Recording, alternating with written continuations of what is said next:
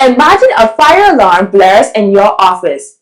Do you scramble, confused, or do you automatically know where the exits are, where to gather, and who is responsible for what? The difference between chaos and control actions at that moment is planning. In the digital world, planning is what we call incident management. It is not just about what happens during a cyber attack, but everything leading up to it and everything that comes after. It is the backbone of digital resilience.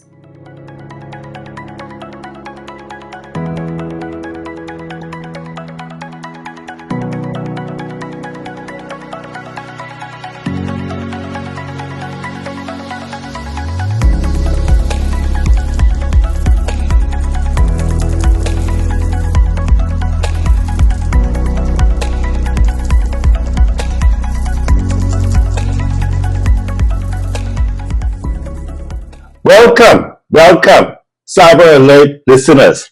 I'm your host, Shervin Evans, and with me is my brilliant-minded daughter, who we affectionately call Cyber Girl.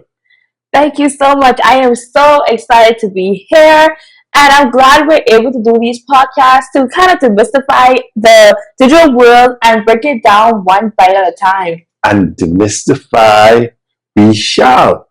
Today we are diving deep into a topic often sound intimidating, but it is crucial to our hyper-connected world.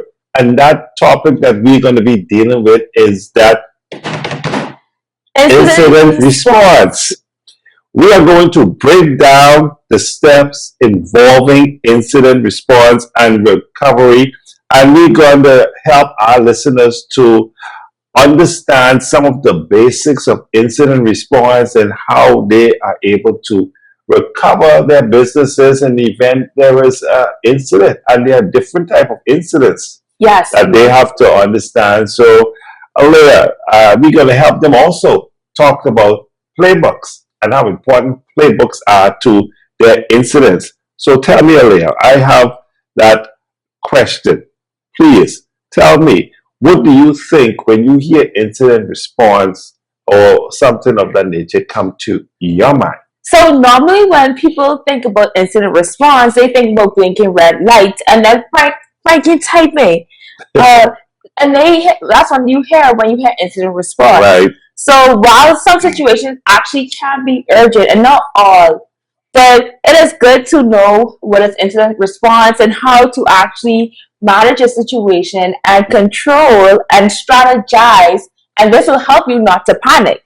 And it's a planned process. We all know we have to actually plan for an incident to happen. That's the best thing. If you fail the plan, you plan to fail. Yeah, that's correct. So definitely when it comes to incident response, we want to plan so that we can be able to handle security issues very calmly but precisely and also effectively, and that is very important.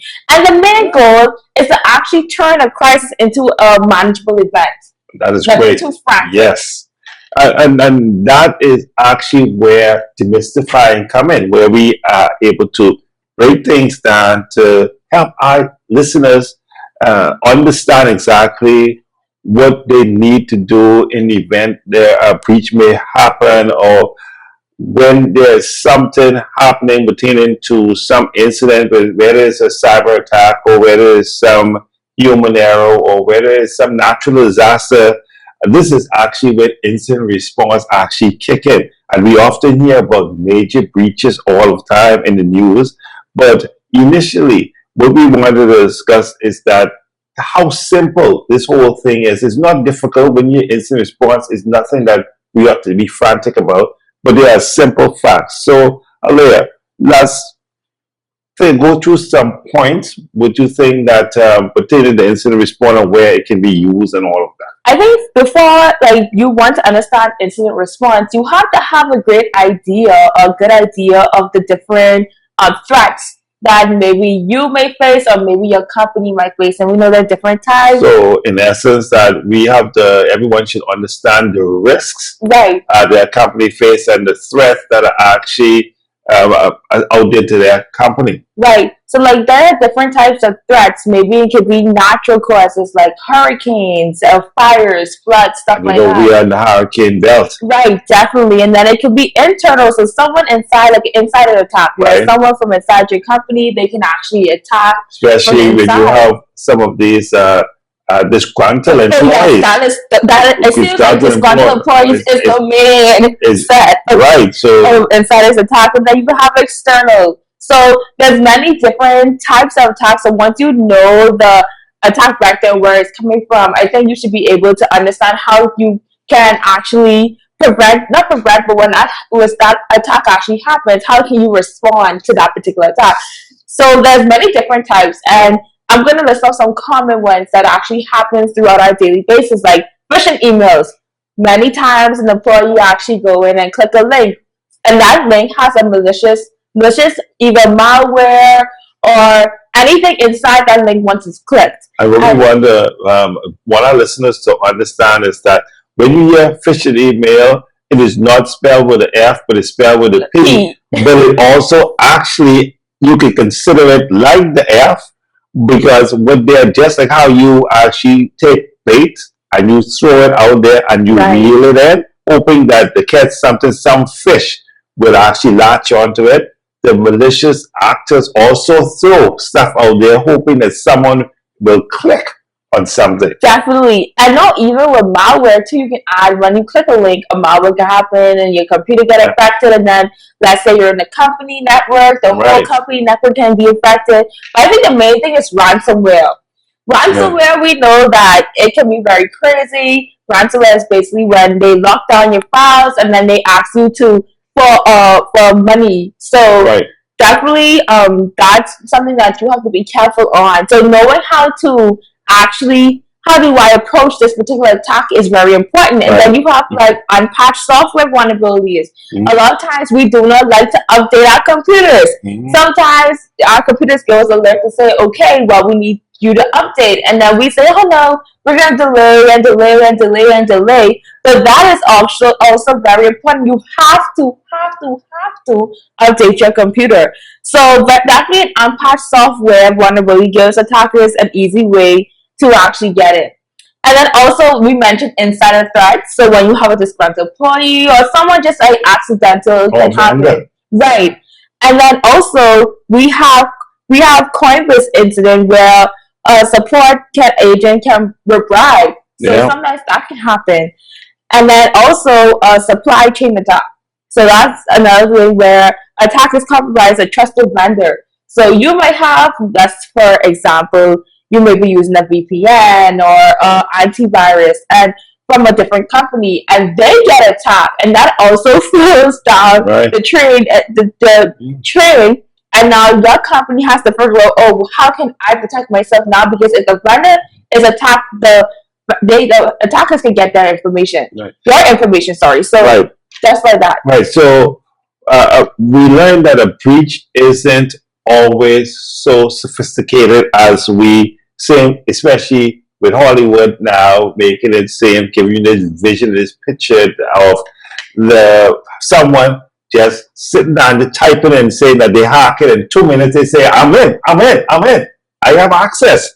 And I have access, and they start connecting these dots all across the screen. And then you are looking, saying that for trained persons, you look at that and say that that's not how it happens. Yeah. And all of that. Definitely not. It's a little bit longer. It's a longer process. And that's precisely why when we talk about incidents, we talk about incident because it could be a massive. It is because it is not just for massive corporation. It also could be for the small company as well. So incident response is for all organizations, and not just for one size. Person. That's definitely a cyber myth that a lot of people think that only larger companies can be attacked, but also smaller companies can be attacked as well. So that's a really great point. So, Alea, when we look at, we know that it is not, we discussed that it is not only affects the larger corporation, but it also can spread also can actually affect the smaller corporation as well as the larger corporations. So tell me, have any statistics, or you have any statistics that you can share with our listeners based on something that based on your research, where you will find out and all of that pertaining to incidents? Yes, definitely. Now, this statistic that I am about to give is one of my favorite statistics. I always use this for anything when I explain about data breaches. So, as this statistic comes from Mindcast 2024 research, and it found that up to 95% of breaches involved human error in some form. IBM's Cost of Data Breach 2024 report places the figures at 24% when looking specifically at breaches caused by unintentional human actions. So really, it is not just about putting out fires or it's about it or anything like that. It's really about strategy, a teamwork effort, and also tools that you can use to help with when an incident takes place. And a good plan helps your organization to actually respond very quickly to a threat. So when a threat happens, you're able to respond like that because we know what to do. And then also it reduces potential damage, because we're going to talk more about it, but like I said, inside the incident response plan, we'll talk about that later on, but one of the plans is to contain. So once you get contained the particular attack, then you're able to quickly stop from potential damage from being bigger. And then you have improved response time. So that means that you're able to respond quickly, and then stay compliant with regulations, which is very important. Yeah. And then protect sensitive data. The goal really with this is to respond, recover, and learn from every single incident. So at the end of all of that you have done, what is the lesson learned, and how can everything be improved? So what we're learning is that incident response cannot be overstated. That you have to have something in place for when a cyber incident occurs, and we know that time is of the essence. That we have to ensure that something is in place to be able to assist us to respond, quickly respond, to be able to recover from these incidents as well. Because the faster, as you mentioned before, the faster we can identify and we can contain and we can eradicate the threat, the less damage it will cause. And think about it, reputational risk. We have to remember that the risk in reputation and financial risk as well, operational continuity. These are things. So there, I know that there are 5 basic incident response process that will help our listeners as they continue to build out their incident response. Can you share those 5 basic steps for our listeners? Yes, definitely. So these are 5 simple steps. And the first one is preparation. Always have policies in place. Policies are very, very important. Like I said earlier, you fill the plan and you plan to fail. So having policies that allows the company to be able to know, okay, the steps that they need to take in order to respond to a certain incident. And then also training. Make sure that you train the employees, security awareness training, on those particular policies. Right, and the thing about it is that not just having the policies there, not just writing policies, and then the users have no idea, no clue that there are policies, and when there are incidents, they don't know what to follow, they don't know what to do, right, and it become a whole chaotic scene. So as you mentioned, you have the policies there, you train your users, which is very important, and then you test your policies. Right, you have to test those policies, not just have them there. You have to test those policies to make sure that those policies are adequate and make adjustments accordingly to be able to help you to recover. Yes, definitely all those security awareness and testing policies. I actually never thought about the testing policies part, but definitely that is actually very important. And then the next one is identification. So in that particular one, you will have to detect and you will have to confirm that the incident actually did occur. So you can do that through intrusion detection systems, logs, security information, event management. So all of these are tools that you can use to actually be able to detect and then also confirm that an actual attack is happening. Right. And then the next step is containment. That actually is the first step. A lot of times when you see certain things happening, you will want to contain that particular attack. So the first thing you want to do is contain it. That might be blocking the IP address. So containment is actually stopping the threat from spreading or making any further damage. So once you identify, which you have to identify because you do not want to actually have someone come to you and tell you, say, oh, there's an incident. But you have no identification. How are you going to resolve this incident? Well, how are you going to go about doing this? What part of the plan you're going to put in place? Where do you do so? Here it is that once you are able to identify the incident, say, oh, there's a malware. It is on this particular server. I can identify the asset that is affected by this particular this threat. And then I can actually get in there and start containing, like you mentioned. Containment on that. Right, and then in IDS or intrusion detection, they talk about different alerts like false positive and stuff like that. So that is very important because you don't want to have something that says that, oh my gosh, it's in a cyber attack, and then it's not really, it's a false alarm. Right, and that's where you get into IDS. When you put them in the initial, you allow them to learn your environment, your network, and then you work through all the different false positives so that when the time comes, although you may have some later on, but at least you would not have it being where that you will find out that you persons will stop listening to it because it says that that's just making a bunch of noise. Right, definitely. And then the next one is eradication and recovery. Right. And so you want to remove the actual threat and then restore the systems. And you can restore the system by using backups. Always have a backup. I cannot stress this enough. Backup. And the next thing with backup is test your backup. Don't just say, it's not good to have backup. But if you have not tested your backup, you will find out when you need the backups are not backup.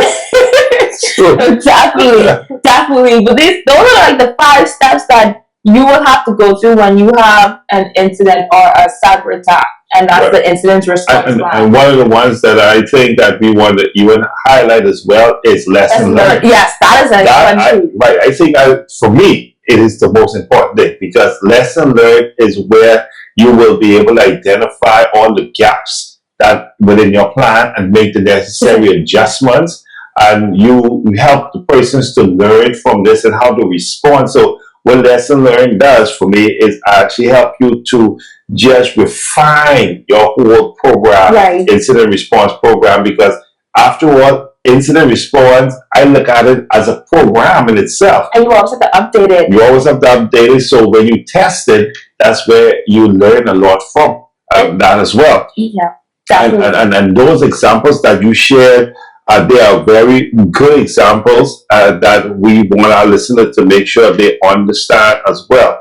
But there is another one that actually comes to mind for me was the Target data breach in 2013.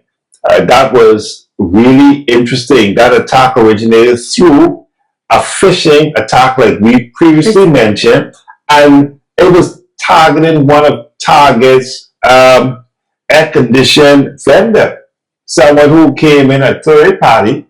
Again, we mentioned the third party and how important it is to vet those third party and understand exactly third party risk is a real thing. And you have to ensure that you understand and manage those. You think about segmenting your network, ensuring that your network is segmented. You're giving third party access only to what they should have access to, and not giving them all these grandiose access as well. So you want to do the same thing, but our users need to know.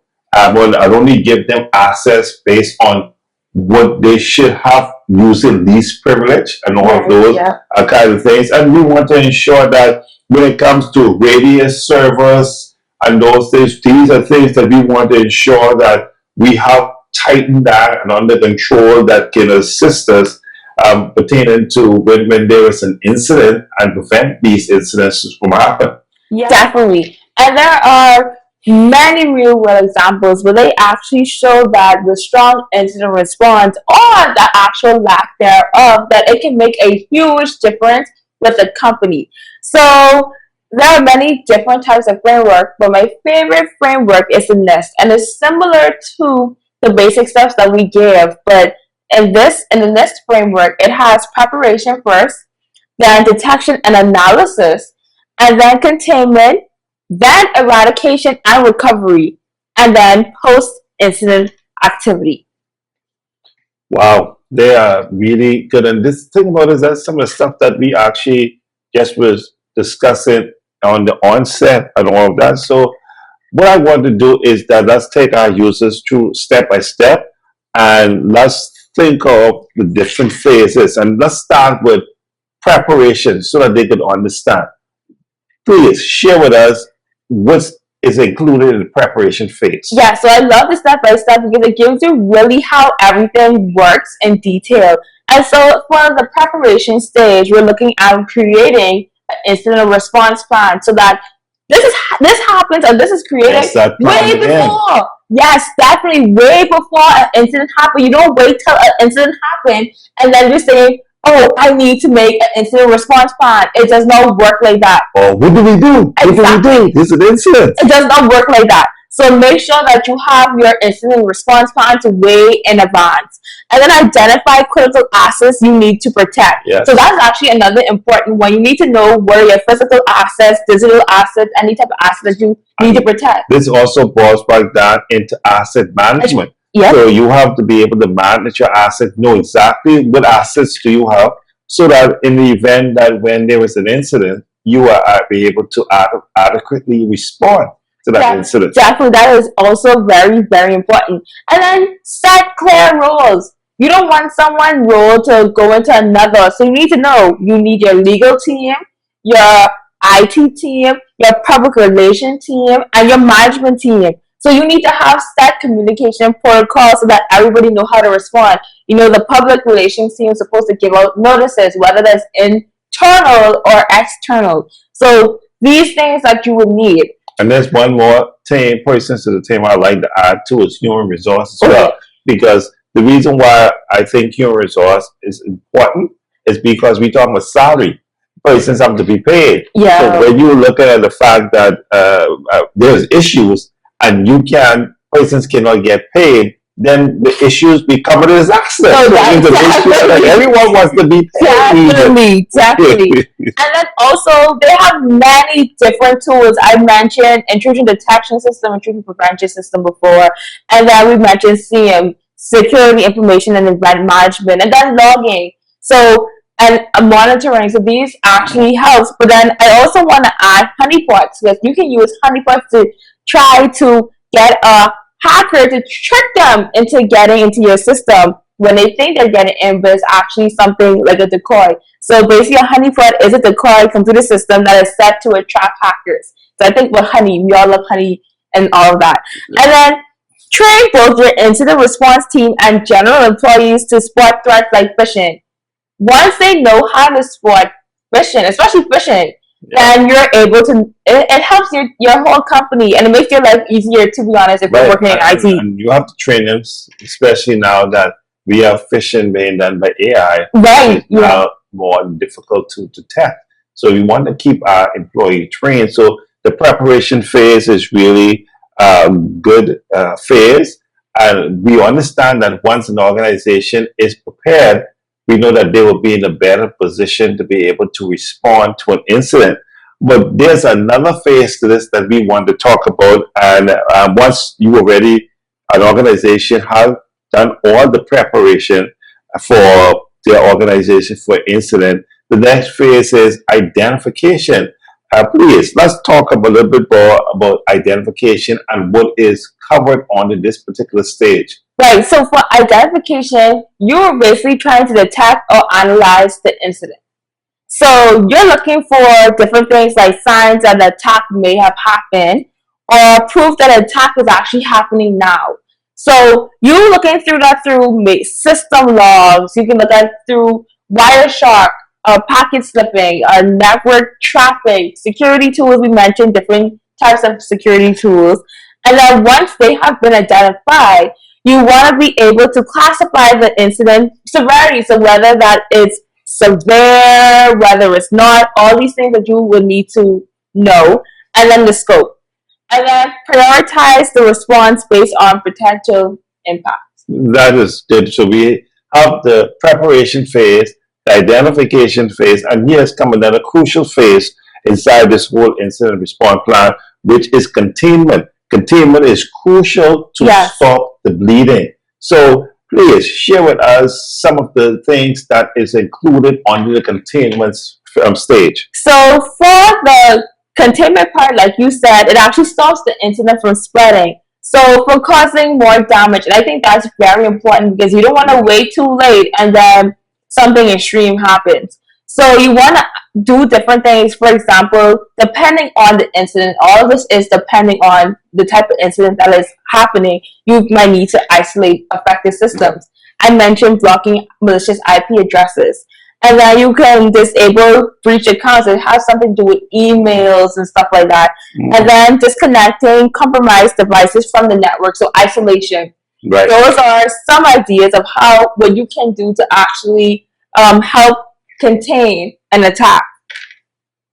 And we also talked about I think one of the things that I also want to mention is blocking IP addresses as well on the containment. So in fact, you can actually, depending on the breach, there are times where you might have to power the machine off. And that is some of the things that really you try not to do because you want to collect evidence, because the evidence could actually end up inside the court of law. And you want to make sure that that evidence is not inadmissible inside the court of law. Definitely. So only in certain circumstances where you may shut down a machine because you need to ensure that you have that data and that information be able to collect and investigate, and it helps you with your investigation process. Even with computer forensics, there's a whole listing, like just how it has an incident response plan. There's also a plan that or procedures that you have to take for certain incidents in order for you to follow, and like you say, it's for it to be admissible in court. That's correct.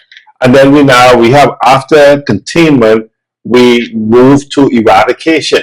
Now, what steps do we have included on the eradication? Yeah, so the goal for eradication is actually to remove the threat from your environment. So this eliminates the root cause of why the incident happened in the first place. So maybe it might be you did not update your computer, so now you want to patch it. So patch vulnerabilities is one. Which again, I would like to highlight that patch management also, I consider that a program again. Patch management program, that's something that you have to consistently do because it's continuous as well. Right. And then the next one is removing malware. So you have malware on the system, you can remove it. Deleting malicious files, that's also another one. And then looking back, you might have to strengthen your security control. So your access control. Who has access to certain files? Who don't have access to certain files? So there are many different things that you can do for the eradication process. But I think it has to be based on what type of incident you're having, because you don't want to have a DDoS attack and then you're patching vulnerabilities or something like that. So you want to make sure, So you want to make ssure that it aligns with what the incident is going on with. And the next phase that we want to be is much anticipated phase, which is recovery. Can you share with our listeners some of the things that we have underneath recovery? I feel like this has to be like the number one rule inside IT. Like everyone should know that the recovery phase, the main thing is that you want to restore systems and data to full operation, which means the number one thing is to back up. I mean, test. There is backup. Definitely can't forget the test. The backup, you have to test. Persons believe that if I have backup, it is a good backup. No, you just have backup. You are not sure it is good until you can test it, right, and verify that backup is good.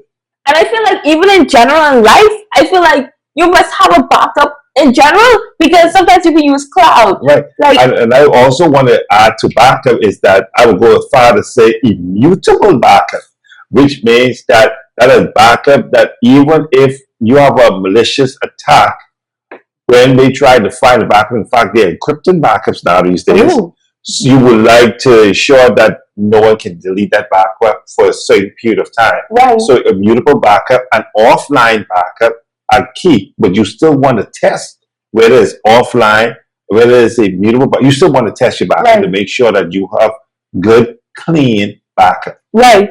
And so that is important. Clean backup is very, very, very, and testing it. But then also verify the system integrity before going live. So you want to make sure that everything is straight before you actually say, okay, I'm going to bring everything back up. And then gradually, don't kind of put everything out there like just like that. You want to gradually work your way up to bringing services back online. Correct. And just to make sure that everything is running very good and it has stability. And then so the goal mainly is to minimize downtime and keep the business running. So you want to eliminate trying to, and this is where business continuity comes in. You want to eliminate kind of like keeping the business down. So business down, no money. So no one gets paid. That's right. And finally, and perhaps the most important for long-term security. In fact, this is what I still will call very important, and that's the post-incident activity or lesson learned phase.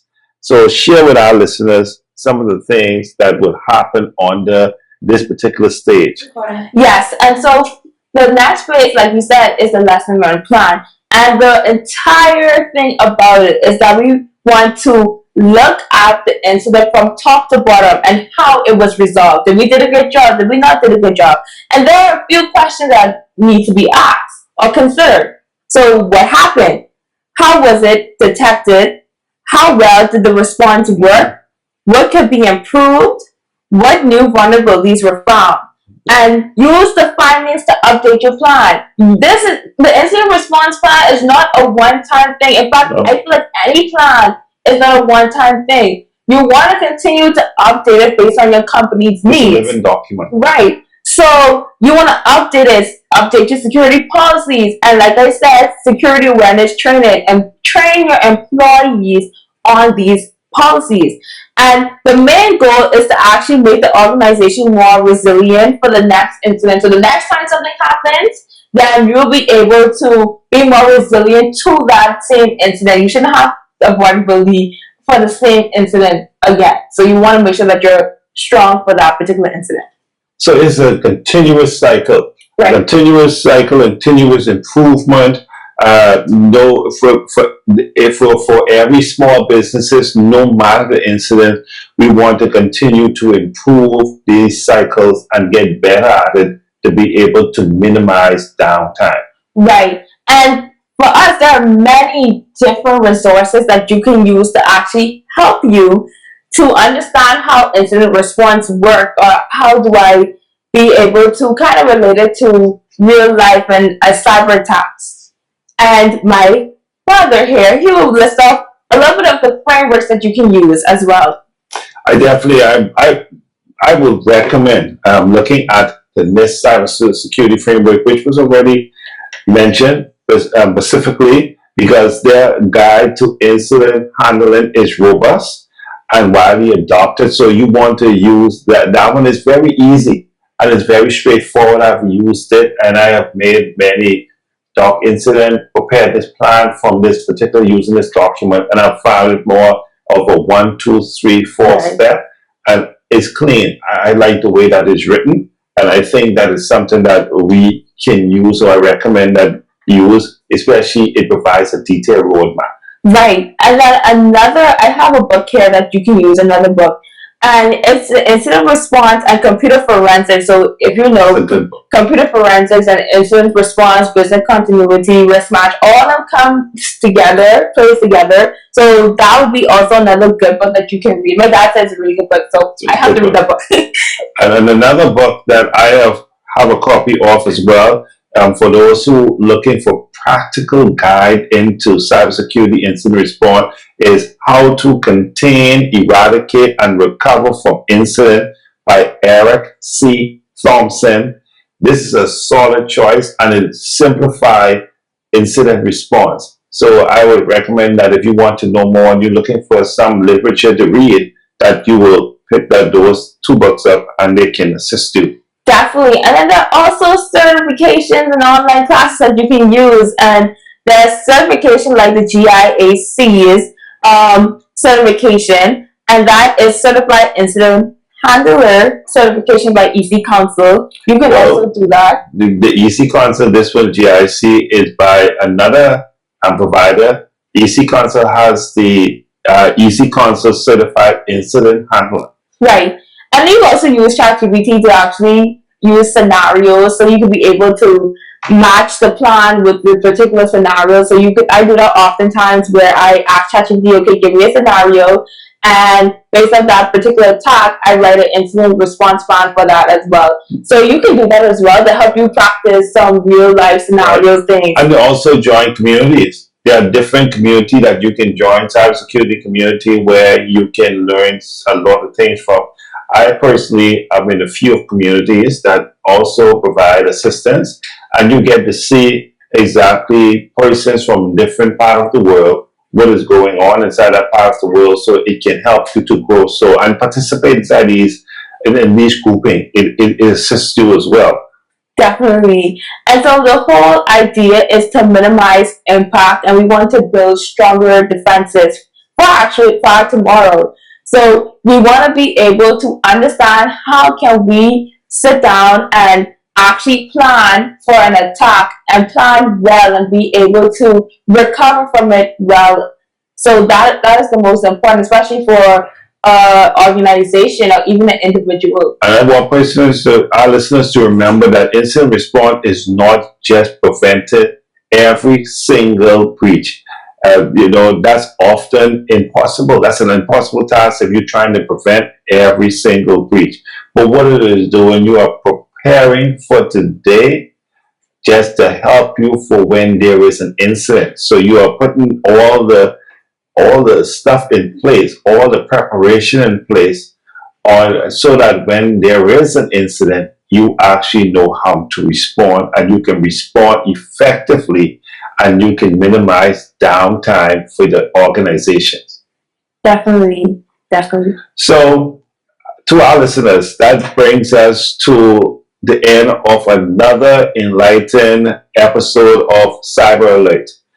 We hope that we have demystified, break down incident response for you, and highlighted all of the things that you would need for ensuring that your organization is safe, that can help you keep you safe in the digital realm.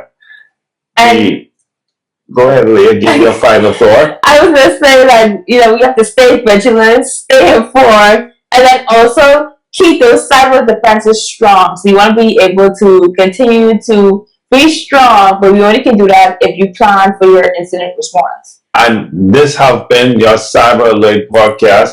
I'm Shervin. And I'm Alea, aka Cyber Girl. And we will see you next time on the next episode of Cyber Alert. Thank you for joining us.